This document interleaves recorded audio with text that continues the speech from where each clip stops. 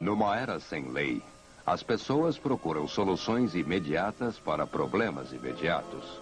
Como afugentar o inimigo, como reconstruir a economia, como ficar vivo. Até que, a partir da anarquia, uma nova ordem social seria montada, que reestruturaria a Europa. A Idade Média, neste episódio de A Tradição Ocidental.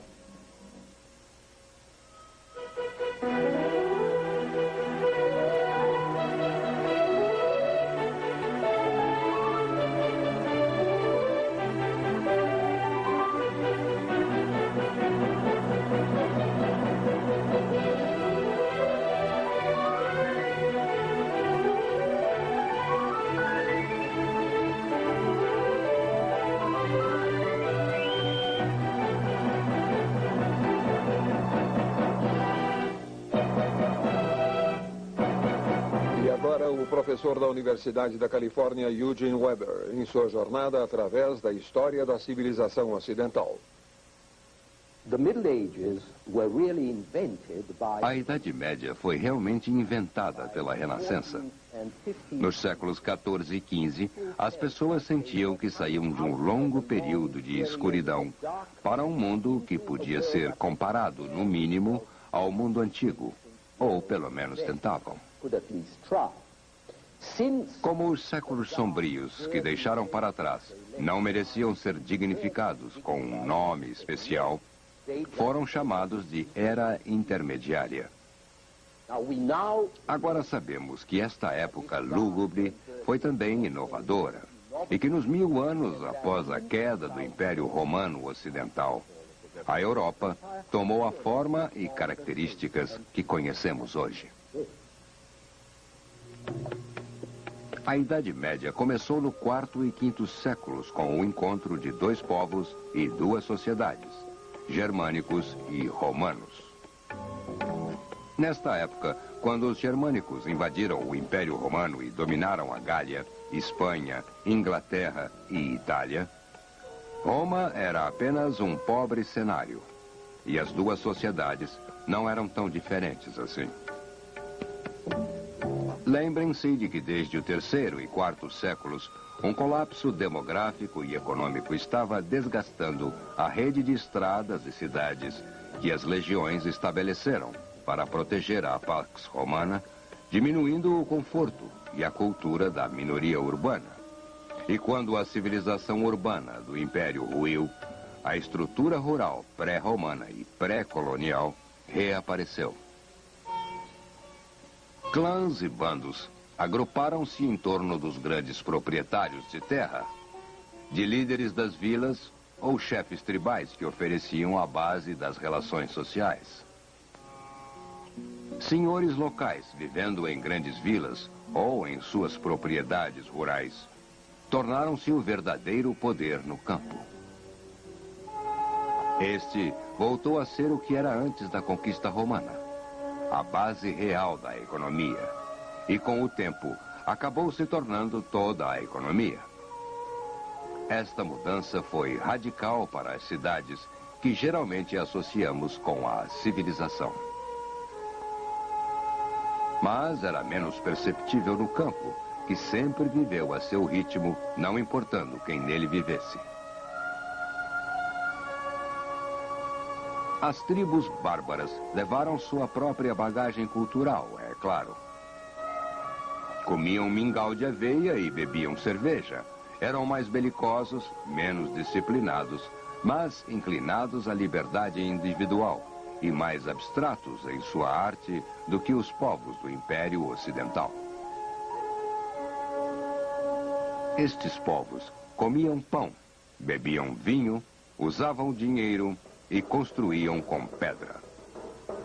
Mas isso não impediu que líderes bárbaros se apossassem de algumas de suas vilas e cidades também, adotando as finezas de uma civilização moribunda.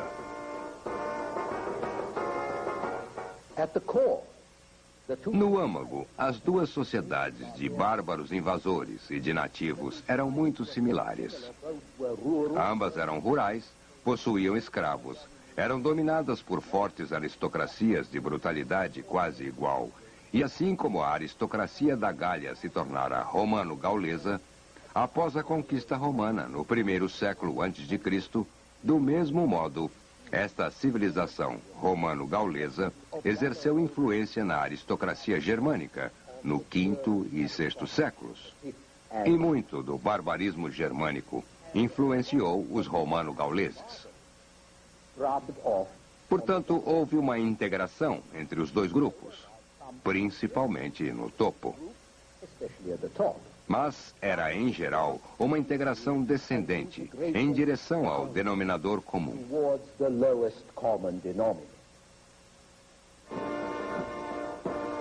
A economia era primitiva, o que se pode chamar de economia agromilitar.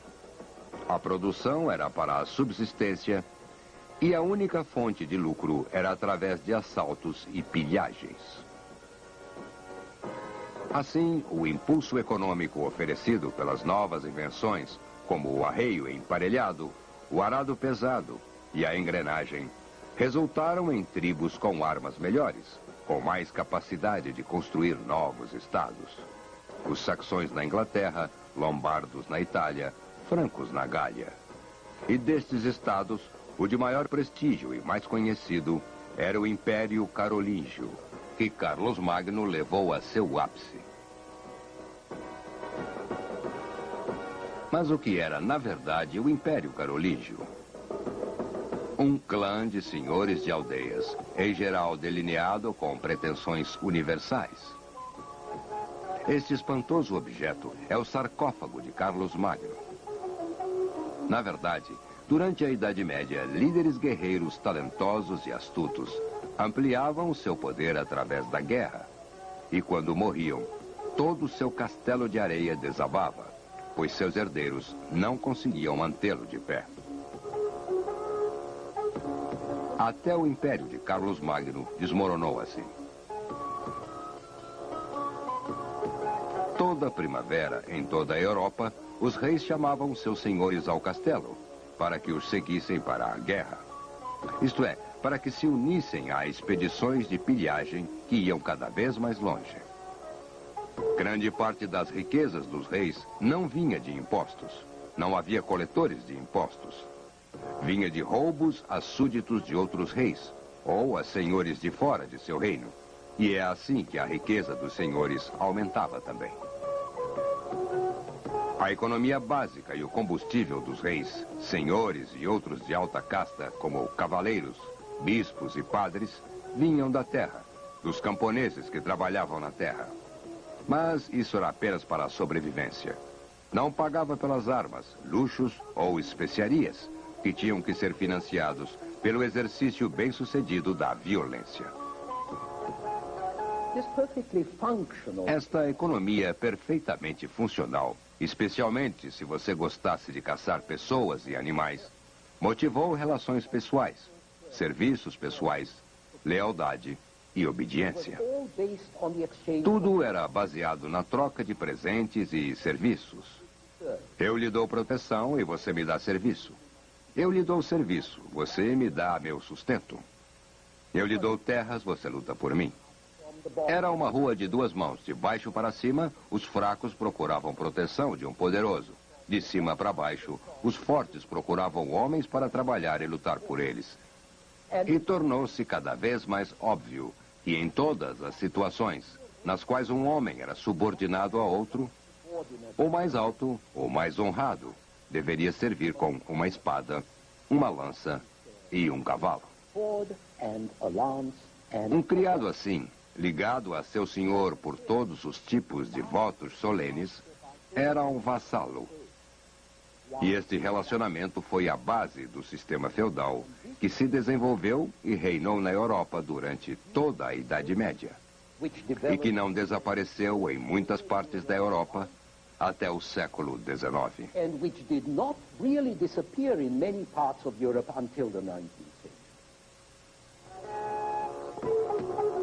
Numa época de caos, qualquer homem podia ser um guerreiro, mas nem todos estavam aptos para tal.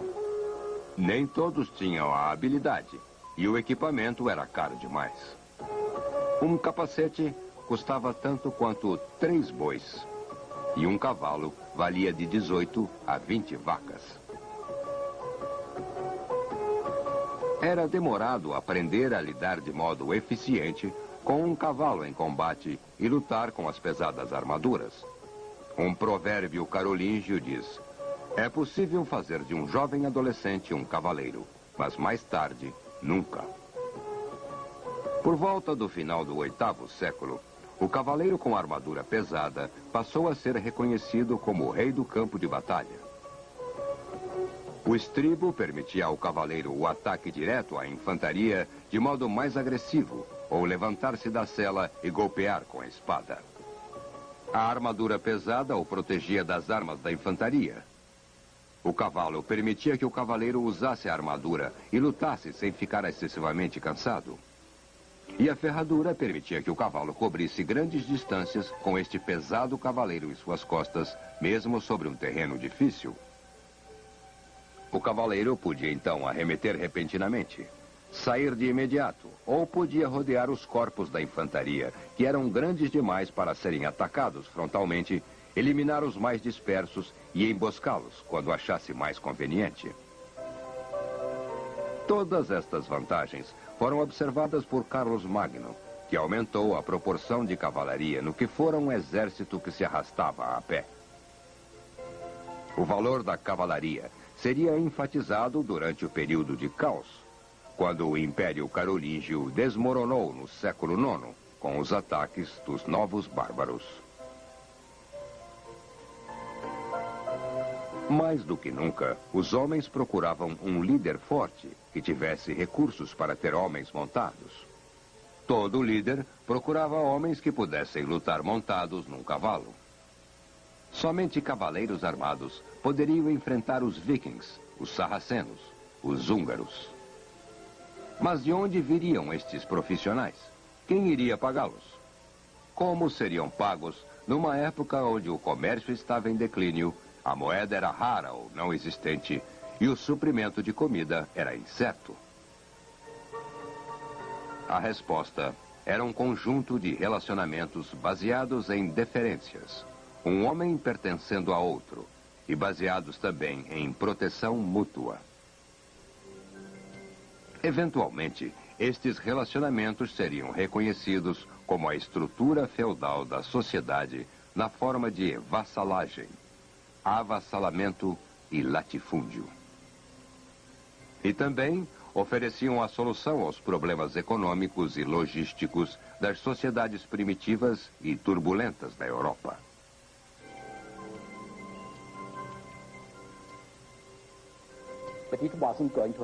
Mas isto não aconteceria repentinamente.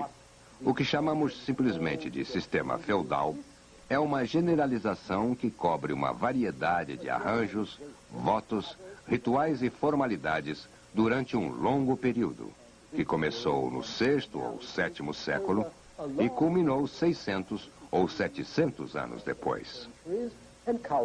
Isto pode ir de um grupo de criados na casa, alimentados e vestidos, alguns inclusive com um cavalo, o tipo de coisa encontrada antes mesmo de Carlos Magno, até grupos dependentes, mais visíveis nos séculos 9 e 10, ligados ao senhor por um feudo ou benefício, um presente em dinheiro, um empréstimo, um pedaço de terra, a renda de um pedaço de terra.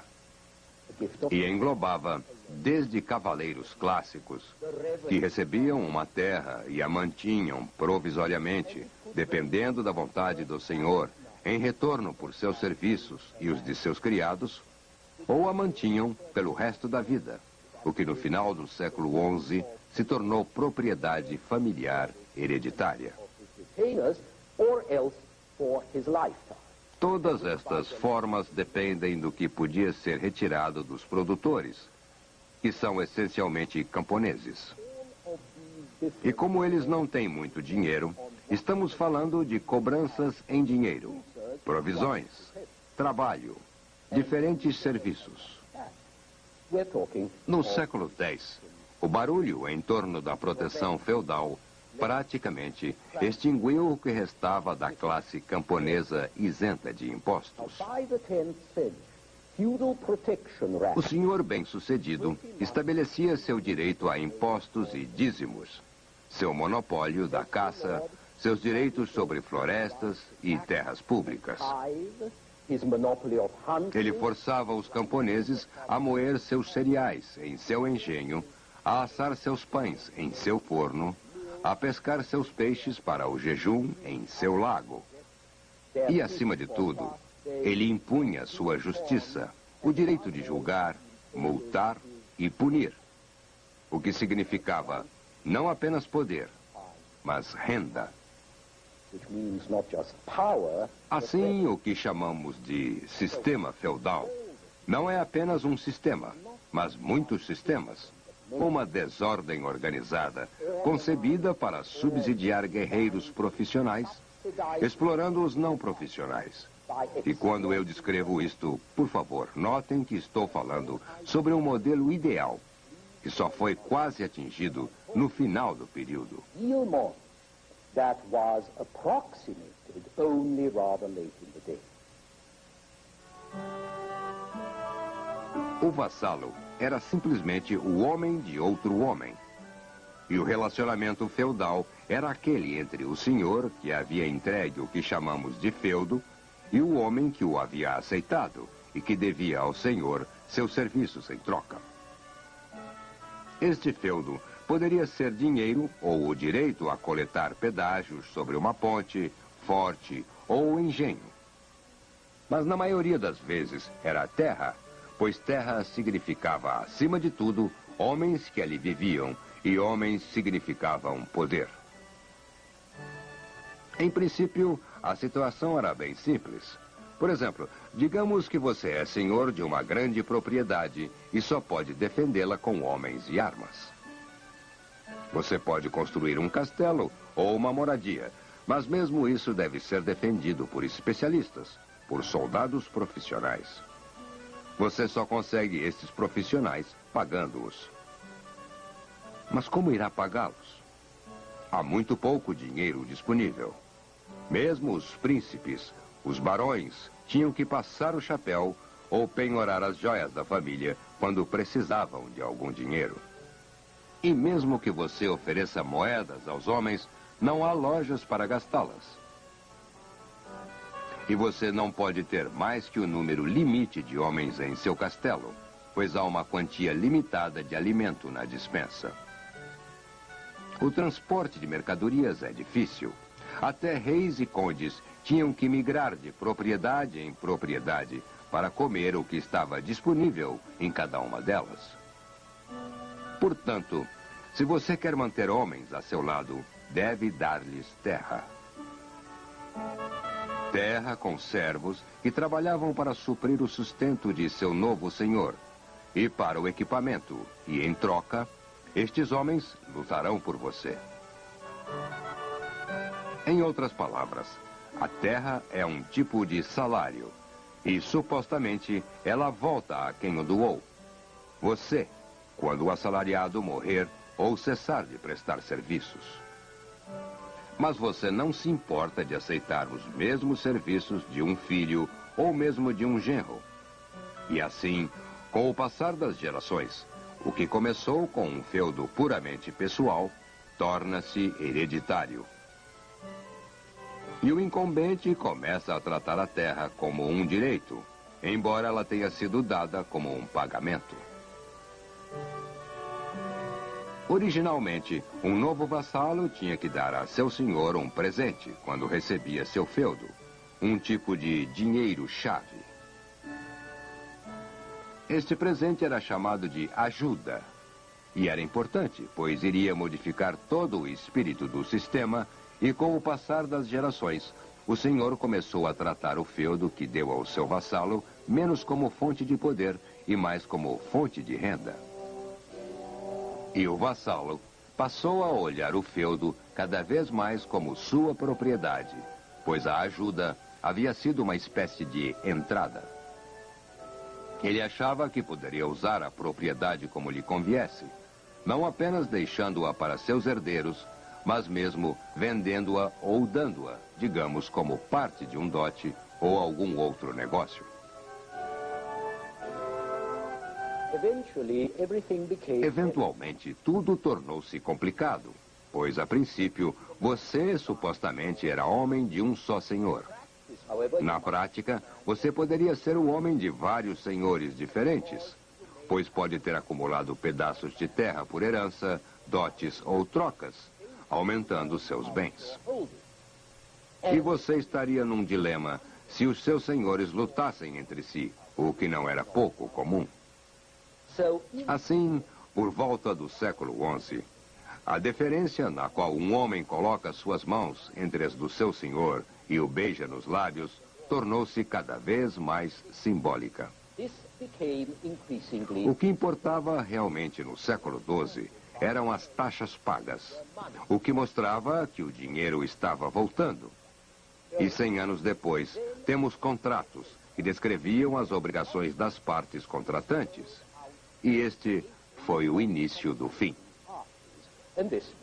Lembrem-se de que o sistema feudal foi elaborado para enfrentar os problemas de uma economia, onde o dinheiro era escasso e as estruturas sociais eram frágeis ou não existentes.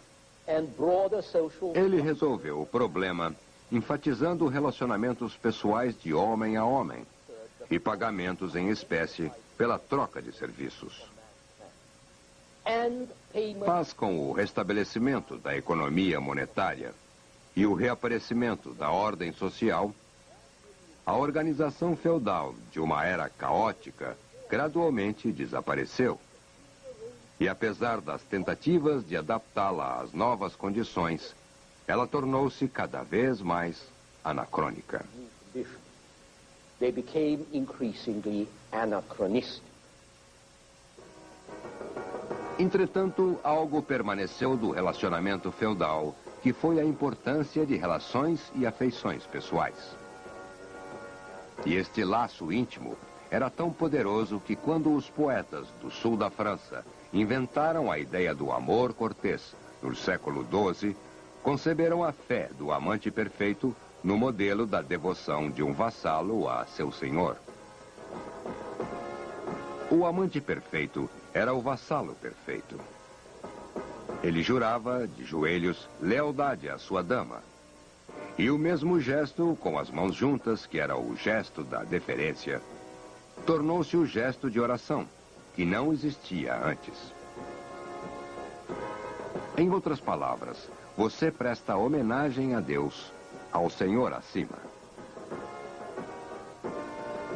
Vivendo também no sistema feudal e escrevendo tudo isto, estavam os servidores e monges que eram parte da estrutura de poder do sistema e crucial à sua cultura.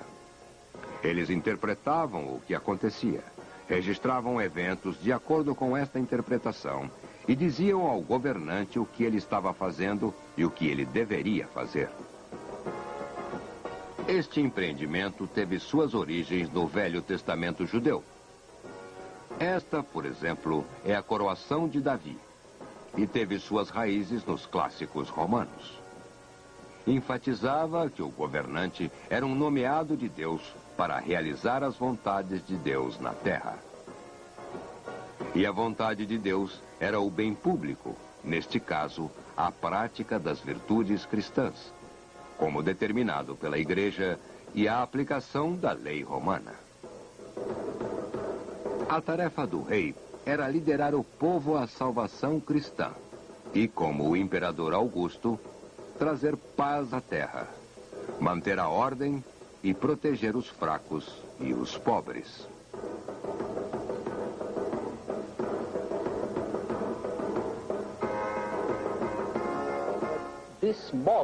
Mas este modelo inventado pelo clero ia contra a realidade do poder real.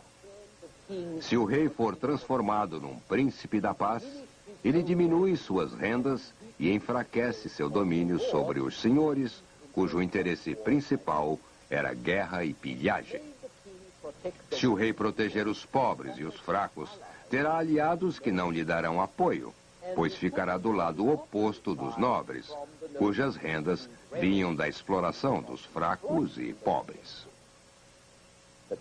Os verdadeiros senhores da Idade Média não eram os homens da paz, mas homens que sabiam lutar e possuíam armas e cavalos para fazê-lo. Eles construíam suas moradias, ou melhor, seus castelos para defesa local, o que significava sua própria defesa. Já foi dito que os camponeses podiam procurar refúgio na moradia de seus senhores. Mas numa moradia típica, não havia lugar para refugiados, seu gado, suas carruagens, etc. Os camponeses viviam sob o pavor de ataques e pilhagem, mas quando tinham que procurar refúgio, procuravam nas montanhas, nas florestas. Os senhores não ofereciam refúgio. Era algo como um serviço mafioso de proteção. Se um vizinho surrava seus camponeses ou os roubava, eles surravam e roubavam do vizinho. E foi este papel de protetor que permitiu aos senhores se apropriarem de uma porção cada vez maior da safra dos camponeses. E aqui temos 3 classes tomando forma, cada uma com interesses e pressões diferentes. Os senhores e seus violentos servidores, os camponeses e o clero. Veremos como eles trabalham juntos e como lutam entre si no próximo episódio. Next time.